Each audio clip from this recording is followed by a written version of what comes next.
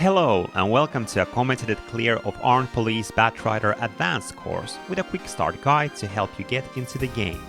Developed by Rising and released in 1998, it is kind of a spiritual sequel to the infamous Battle Garega, and it's my favorite new shmup that I've played this year. The Batrider in the name doesn't refer to a flying nocturnal creature, it's an abbreviation of Battle Rider. That's just what happens to longer words in the Japanese language. As one would expect from an informal Garega sequel, it's a wild, ambitious, and absolutely awesome game. And in some ways, it's more accessible than Garega. So if you've been intimidated by, but also curious of Rising shmups, this one's for you. Before I go any further, I want to give a massive shout out to Pearl's video guide, which was my main source for learning the game. I highly recommend checking it out. In fact, I can't help but rehash most of the essential info that Pearl goes through, since otherwise the game is just unintelligible. But I'll add some details of my own too, because, believe me, there's no shortage of stuff to talk about in this game. If you decide to get serious about Batrider, I suggest reading through the shmup's wiki page for the game, because there's just layers upon layers of hidden stuff here. Let's start with the setup. First of all, you'll want to go into the dip switches and make sure to enable these 5 settings: Service Mode, Stage Edit, Guest Players, Player Select, and Special Course. Most of these are used to open up all the available content and options in the game, but the Service Mode has a special purpose to it. If you just boot up Batrider normally, it starts off with abnormally high rank, which is the shmup term for dynamic difficulty. So what players do is reset it to a lower default, which you can do by pressing the Player 1 Start button when the cursor is on the game mode selection in the service menu. And yes, it has to be the input for Player 1 Start, not A or B or anything else. Also, don't put more than 1 credit into the game at a time, as this will again raise your rank. Batrider has 4 game modes for you to choose from. Training is a bite-sized appetizer, and Special is a boss rush. That leaves Normal and Advanced. Advanced has the full 7 stages, and it's roughly equivalent to Garega in terms of length and challenge. This is what I'll be doing a commentary on in just a moment. But I want to take a moment to sing the praises of Normal mode. If you've been wanting to try out a Rising shmup, this may just be the best introduction to their style. Normal omits the last 2 stages, which actually make up more than half of the runtime, and it's a little bit easier in general. What you end up with is a 10-minute shmup with a very approachable level of difficulty that still manages to showcase Rising's peculiar style of gameplay and aesthetics. After choosing your mode, you can select the order of the stages 2, 3, and 4. That's what the stage edit in the dip switches was for. The main thing here is that stage 2 actually determines the boss that you get at the end of stage 5. So if you want the easiest one, choose the sewers. For the last 2, it doesn't matter quite as much, but I like to place the airport last as it has a ton of bomb fragments to pick up, so I can stock up for stage 5. When it comes to ship selection, Batrider has a pretty intimidating variety to choose from. Here I strongly advise you to check out Pearl's video on the game, as he provides a detailed overview on the subject. After trying out some of the recommended beginner ships, I settled on Maria because she seemed to have no downsides for survival play.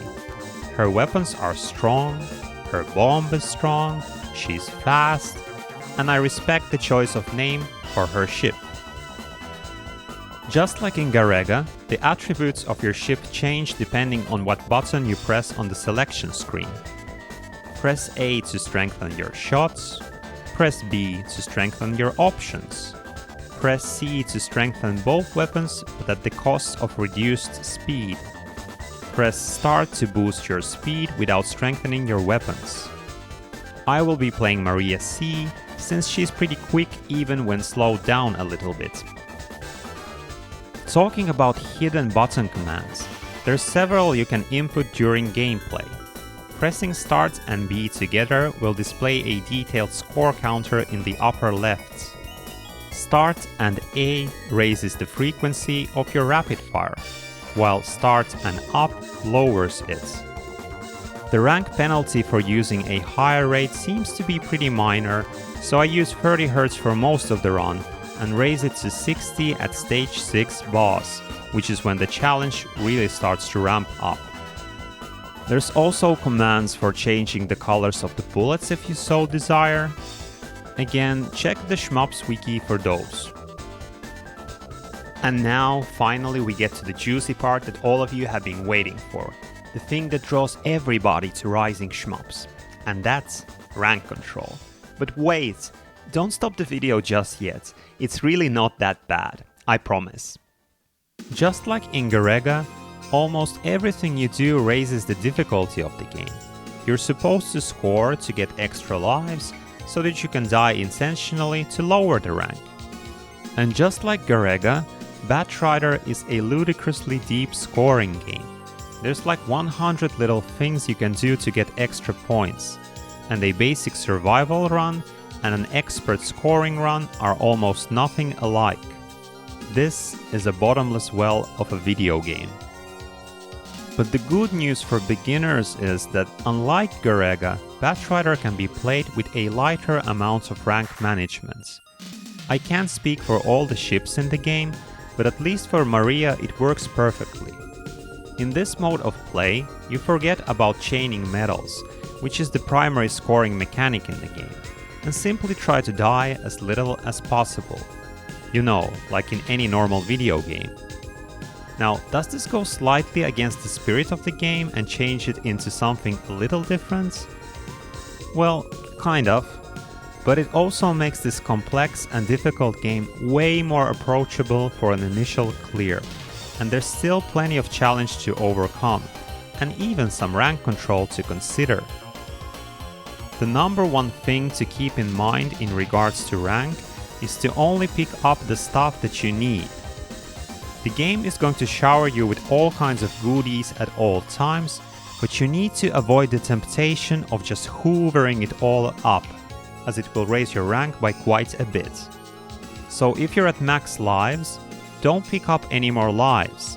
If you're at max bombs, don't pick up any more bombs. If your shot and options are at maximum strength, don't pick up any more shot and option power-ups. Again, feel free to take anything that you need, but if you don't need it, don't take it, okay? This applies both to Batrider and to real life. Also, you want to be extra careful in avoiding shot and option power-ups.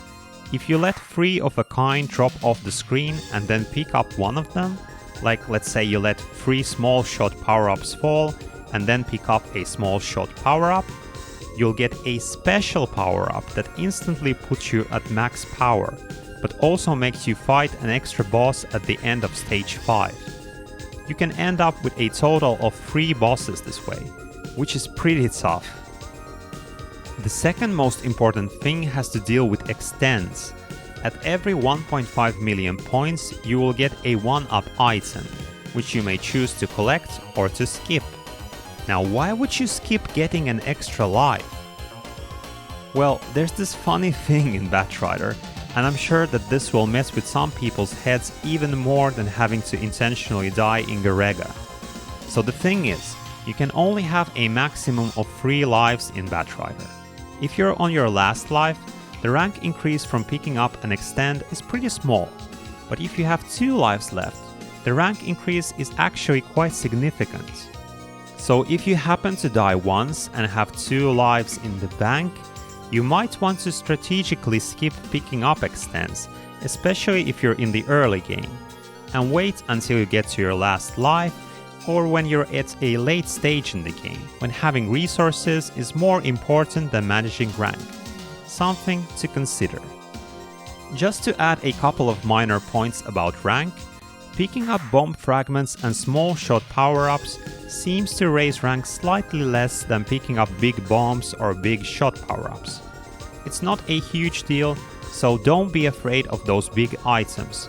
I'm just throwing it out there if it's something you may want to experiment with in the early game. Also, there's an interesting point to bombing. If you use full bombs, which are indicated by this big bomb icon in the bottom left, it doesn't raise your rank. But if you bomb while only having bomb fragments, that does raise your rank. Again, this doesn't mean that you should be afraid of bombing, just be mindful in regards to spamming those fragments. And that's it. If you can internalize most of that stuff, you're fully qualified to go for the clear. Of course, there's also stuff like boss strats that I'll cover in the commentary, but that's really it for the scary rising esoterica. As I said, the normal mode is short and not too difficult, and you can get a feel for the game's oddities, like the sped up diagonal movements, and the almost but not quite Danmaku-like bullet patterns. And then, if you feel like it, advance to the advanced course. It's really a game worth checking out despite not being easily available. Here's hoping that M2 will eventually grace us with a modern port. I know I would be super happy to buy one. In the meantime, let's watch the run. I was pretty stoked to get this clear, so I hope you enjoyed. So, stage 1, super fun to play right off the bat. So, the things that I want to do in this stage is I want to collect 3 green option power-ups to get my options to max power, which I just did here. Then secondly, I start collecting those small main shot power-ups instead of the big ones. It's not something that you really need to do, it's just something that I decided to experiment with in this run. And also I want to collect as many bomb fragments as I can, because bombing is very advantageous in this game, both in terms of scoring and survival. So yeah, getting powered up, collecting bomb fragments, destroying some cop cars, and we have the first boss here. The thing that I'm going to do here is I'm going to destroy some dollar bills for points, but more also just it's a fun thing to do. So here, actually one thing that I didn't explain in the intro is this aura attack. So if you stop shooting, if you're not pressing the shot button, you will get this aura attack that you can use as a kind of a melee weapon. And I think I'm going to use it at some points in the run. At least with one boss I'm going to do an aura attack. But yeah, wonderful stage 1, and we're off to the sewers, the best possible setting for a video game level. It's nice to have the sewers second because, well, it's not too difficult. It's kind of, you need to be on your guard in this stage because there's lots of bullets coming from all kinds of directions. And one thing that I do here at the start, I align myself with these ships here so I can dodge this attack without needing to bomb. So I save up a bomb here, which is always nice. Some of these patterns can look kind of scary, but once you do them a couple of times, it's not a huge deal. Like with those helicopter enemies.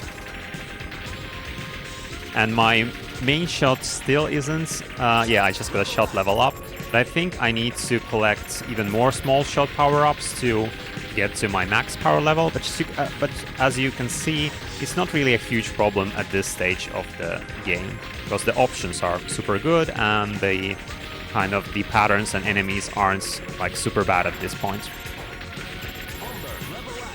So here what you want to do is look out for these vehicles that fire out these homing laser beams.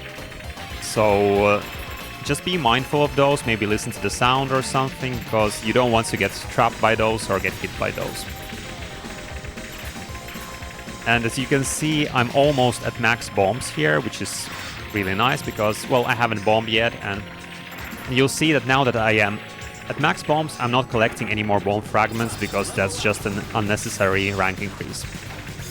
And so now my options are at max power, my main shot is at max power, my bombs are at maximum, I'm fully geared for this boss, for everything in this game. Super fun boss to do. Lots of different crazy attacks.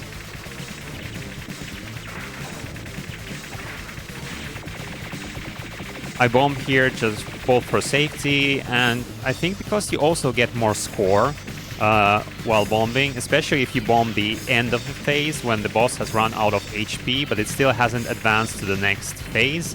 So, but you keep getting those tick points, so it's kind of tricky that you can use to get a little bit more extra points.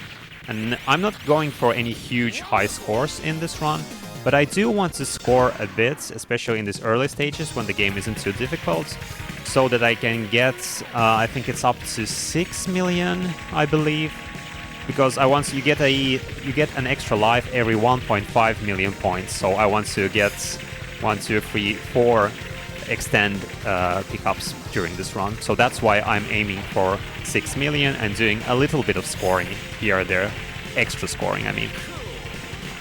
So the Sky High stage is super fun. It's kind of a short, breezy stage.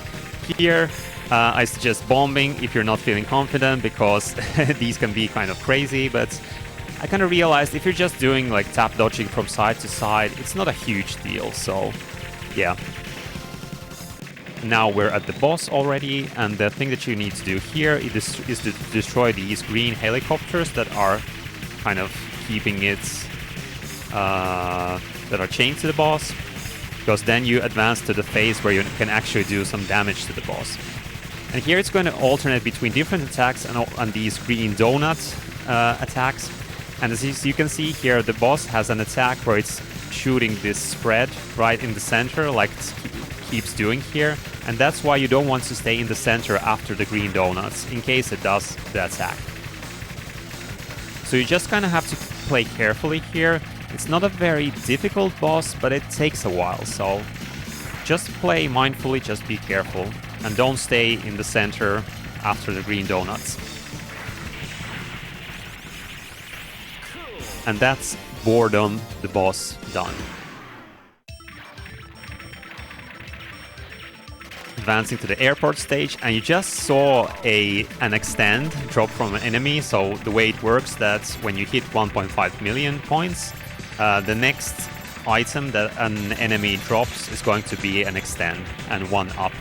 But since I'm at max lives, I just skip the extend because it's just going to give me a huge rank increase and doesn't benefit me in any way, so I just skip that one. Which can be super counterintuitive, just like the intentional dying part in Garega gives some people a lot of kind of trouble. Well, not trouble, but it's kind of a weird thing to do in shmup, which I understand. And the same thing with this game, where you just kind of skip getting extends. So these blue helicopters, a pretty tough enemy to dodge, so I just try macro dodging as much as possible. And if I feel like I get trapped, I usually bomb. But here, yeah, I did it without bombs. But sometimes I end up bombing, if I'm in a bad position or something. And here you want to be mindful about those little green turrets at the sides, because this is actually my second clear of this game. And during my first clear, I lost a life here because I just didn't see the turret firing at me, and I needed to watch the replay like several times to realize like where the bullet was coming from. So yeah, be careful of those small green, small gray turrets. Again here, not the difficult parts, but some of the bullets can be a little difficult to see, so just play carefully. This boss, not too difficult, pretty fun to do. It has a lot of different attacks it can do. Here I just micro dodge this. I think you could maybe also macro it, but it's kind of fun to micro dodge, so I go for fun instead of safety. And here I think you can get a lot of points by milking those small popcorn enemies if you want to, but I just kind of advance forward. Wonderful. I absolutely adore the music in this stage, and the theming is so fun. This game has such a wonderful, awesome vibe going for it. I kind of wish that it had more of this kind of like outrun kind of vibe, like this fun, easygoing stuff. So the interesting thing about that big blue tank is that if you destroy it when it's arrived at its destination, you get an extend, but since I'm at max lives and I'm not intentionally dying, I don't need that extend, so I'm just going to destroy it. I'm going to destroy it by bombing at a specific moment, because when I bomb here, I can also destroy this wave of enemies, which is very dangerous if you just try to dodge it normally. So that way I can finish off the tank with the bomb and also take care of the dangerous wave.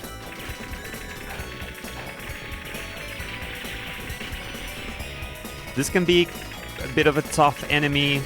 If you destroy it too early, it's going to shoot kind of difficult patterns at you when you're going through under that ceiling where your visibility is low, so I kind of delay destroying it for a bit.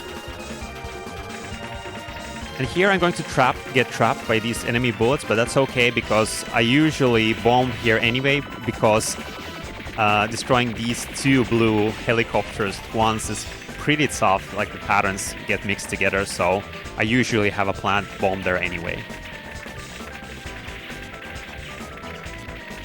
Now we're approaching the boss, and this is the boss that you get if you choose to play the sewer second. So first attack, not too bad, stay close for some extra damage.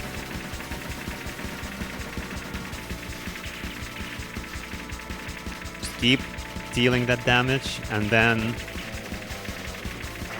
it's going to do some of these like really fast attacks where you just kind of want to stay in this like near the center of the screen, and usually you'll make it through. But if you actually watch that dodge when the blue pattern appeared, like if you rewind and watch it again, it seems like I'm going through some bullets, so I got a real lucky dodge there, and that's why I'm going to bomb here, because I get kind of nervous, because like staying in that blue pattern isn't that difficult, but sometimes getting into the pattern can be kind of tough. Excellent. So if you're playing the normal course of the game, this is where the game would end. And again, I highly recommend playing the normal mode if you're being curious about Rising Shmup, but also being intimidated by them, because it's really a super fun 10-minute shmup, and not too difficult, pretty approachable, and you don't need to think too much about all the complex systems and scoring and stuff. But this is where the advanced course begins, and I have to say that at first I was kind of disappointed by these advanced stages, stage 6 and stage 7. There goes another extent that I'm not picking up because I'm at max lives, because I feel like they are pretty different in tone. At least stage 6 is pretty different in tone to the previous stages. Like my favorites, I really love the theming of stage 1 and stage 5 with the city levels and stuff, so I think this is like the music isn't so good and the theming is a little bit boring. It honestly reminds me a lot of Garega and the later stages of Garega. It feels like a kind of almost like a B-side, a Garega B-side that they included and polished up here. But once I started playing this more, I really started to enjoy the gameplay of this stage. So even though the theming and the vibes not that fun, especially compared to like stage 5, the previous stage, which is super cool. But there's a lot to do here. So the thing with the stage is it's very long.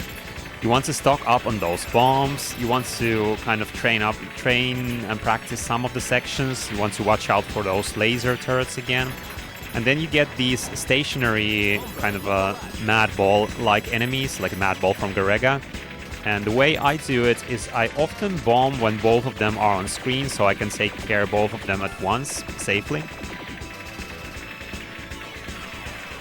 What you want to do here is play kind of slow, so if you go around flying all around the screen, it's easy to get hit by a stray bullet, but you just kind of need to be considerate with your movements and just play at a considerate pace.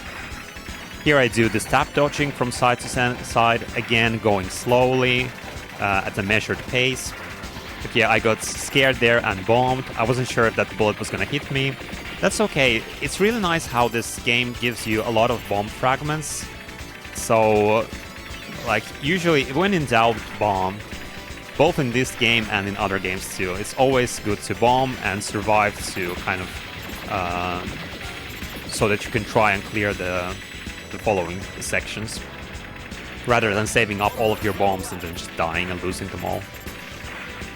That's the nice part about Batrider and Garega, though they have the reputation of being like super intimidating games, super hard games, and they are tough, but they actually like they give you quite a bit of resources. Like cave games are so stingy with bombs and lives and stuff, but here you can just kind of bomb away.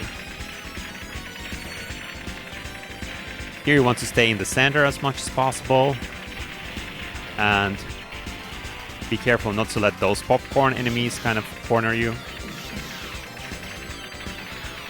These sections with these laser turrets can be kind of tough, and I think I've lost some lives to these sections in other runs.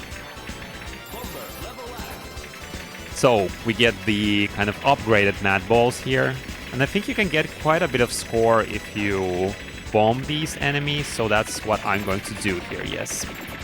Because again, I want to hit that 6 million extend by the end of the game, so just doing some small scoring stuff. And also, again, it helps a lot with survival when you bomb during this section, since those attacks get kind of intense, or really intense. Here I always bomb. I have a planned bomb here because, like, I don't want to dodge all of this stuff. We just saw my third extend fall off the screen there, so I've already gotten 3 extends by this point, but I haven't picked up any of these. And it's because it's been a no-miss run up until this point. And here is where the challenge of the game really ramps up. This boss is pretty tough, and I recommend save state practicing this a lot. Because it always, these opening attacks always happen in kind of the same way. For that spam attack, you want to align yourself with the red lines in the background. Here, you just want to tap dodge, and with the blue attacks, I kind of macro. Then when you hear this certain sound, yeah, that whizzing sound, then you're going to get those fast homing attacks. And when this little guy comes out, you want to misdirect him, get on top of the boss, do some damage, get some damage in. Again, watch out for those fast aim attacks. And then you've got the final pattern, which is just pure chaos, and it reminds me of the Garega, the final boss of Garega. And this is honestly super tough, and I think this is my first and only time that I've done this without dying. Like, and I got this pattern that I had never seen in any of my previous runs before, but I was like, okay, I guess I'm just dodging all of this. So just doing small tap dodges. And it decided to hit me with that super quick spam attack, so that's where I bombed, because I was, again, like, getting into position can be kind of tough. But yeah, I was super happy to get a no-miss up until this point, and even no-miss this boss. It was super glad about this run, in that sense. So, final stage. This is a very interesting level with all kinds of different stuff happening. Nothing too special here at the beginning, but then we already have our first mid-boss, and here I'm going to screw up. Actually, the beginning is very easy. You just kind of tap from side to side. You can check out Pearl's 1cc video to see how it's done, but I kind of mess up the position. I end up dying, and then I forget to get into position for the next attack, and then I end up bombing again, so this has been a complete mess, this first phase of this boss. And now, this phase is interesting because sometimes it goes by super quick, and I'm not sure why. But in this run, I got a super long boss. So I'm just dodging these super crazy patterns that I have never seen in my previous runs, like this one, where I ended up bombing. So I was like, what is happening? I was in total panic mode for this boss here. Really unexpected attacks. And that's why I kind of got, because I was so nervous. For some reason, I thought that I had button mashed in such a way that I disabled the score counter, but I hadn't. And so I just kept pressing the buttons, and then I actually disabled the score counter that should be on the left side of the screen here. So that's why the score counter disappeared, because I was nervous and just did stupid things. But anyway, test tube section. This is pretty tough. You need to take it very slow, very carefully. really need to use those tap dodging skills here. I think if you just keep tap dodging into the same direction, you'll usually misdirect the bullets, but it can be very kind of nerve-wracking, very intimidating to do. So I was very happy again to get past that section without dying, especially with no bombs. I'm not sure if I'm not sure if I bombed or not. So from these flamethrower turrets, you can get these big bomb pickups if you destroy them at a certain time. Like, I think it's just when they're about to hit you or when they just stop their attack or something. But when I get those big bomb pickups, it's actually I'm just getting lucky because there's just too much happening for me to strategically delay destroying them or anything. So yeah, pretty intense ending section here. Just like all kinds of enemies. The game is just throwing all kinds of stuff at you. And again, just like with stage 6, you need to keep it together. And here I usually bomb it at this point because that one turret, it can fire kind of intense patterns. Again, use those bombs. The game is giving you those bombs for a reason. So here I'm just trying not to die and collect as many bomb fragments as I can. Especially from those small red enemies, because all of them drop A fragments. So I try to destroy as much of those as I can so that I can stock up on bombs for the final stretch of the game.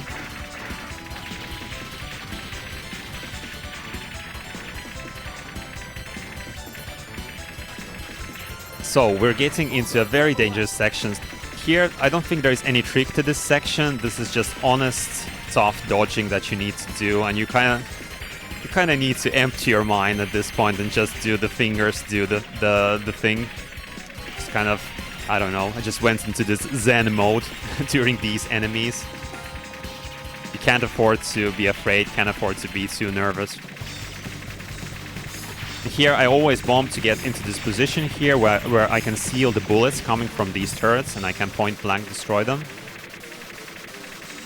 And now you can see my score counter approaching 6 million. Oh, okay, it's already at 6 million. And I know that after this boss, I'm going to get a extend pickup, and I want it. And actually, since I always bomb this first phase, and for the next phase, there's kind of this aura tactic that you can do. But I'm going to, yeah, where you evade the bullets and then you do some aura point blank damage to the boss, and then you just repeat the pattern. But I'm going to get hit intentionally here. So this is an intentional planned death because I still have a life left, so I do some rank reduction because there's a hidden mechanic in this game where if you skip getting 3 extends and then pick up the 4th extend, you get a special extend where you get 2 lives instead of 1. So you can see me pick up the extend and suddenly I'm at max lives. So that's a thing that you can do. So if you skip 3 extends and get the 4th, you max up your lives. So I'm at max lives, I have almost 4 bombs, I'm at full power. Now we're at the final boss. This is a tough encounter, and I've lost many runs to this one. So this first attack you need to practice and you need to memorize because the beams always move in the same way. First they move from right to left, then they stay in position like this, and next they're going to move from left to right. So I move to the left so that I have room to move to the right. And you kind of need to be pretty quick with your moves or you're going to get trapped by those beams. And again, now they stay in position. And next they're going to move from right to left, so I just follow the movement of the beams. And now the final boss has a lot of different attacks. Some of them are much difficult than others.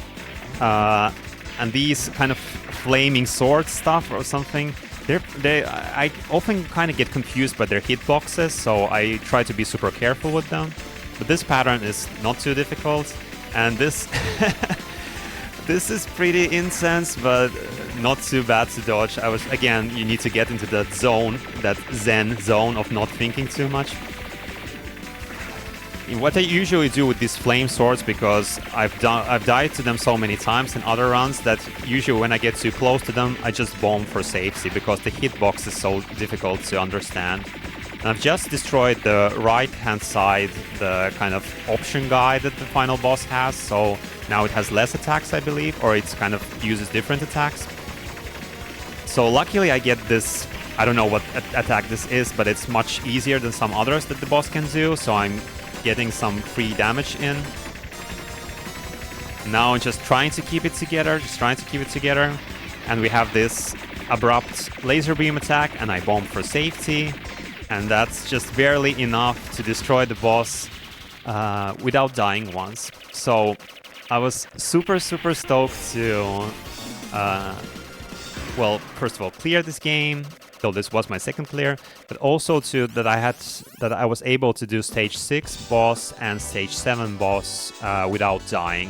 I was like super happy about it, and also having only one non-intentional death during the run, which was kind of a stupid mistake. So yeah, this is a super good game. I enjoyed this a lot, and I want to try playing some other characters at some point.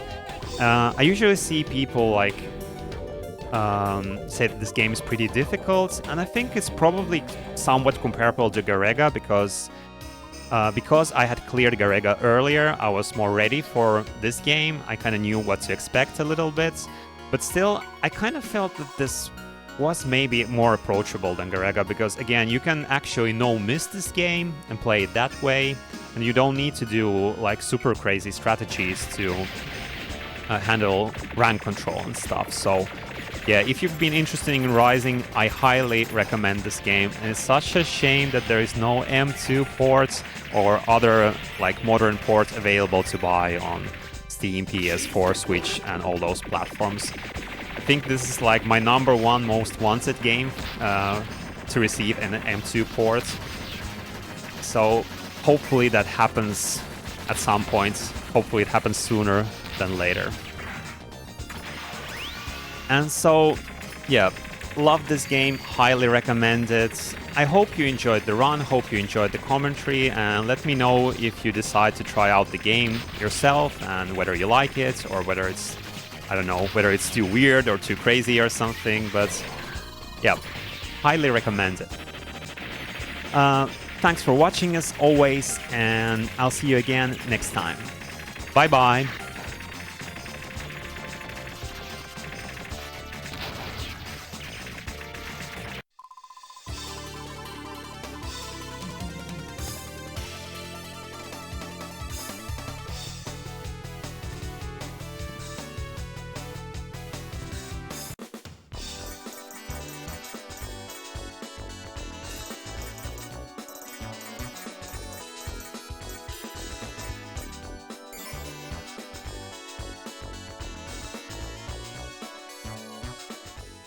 Batrider.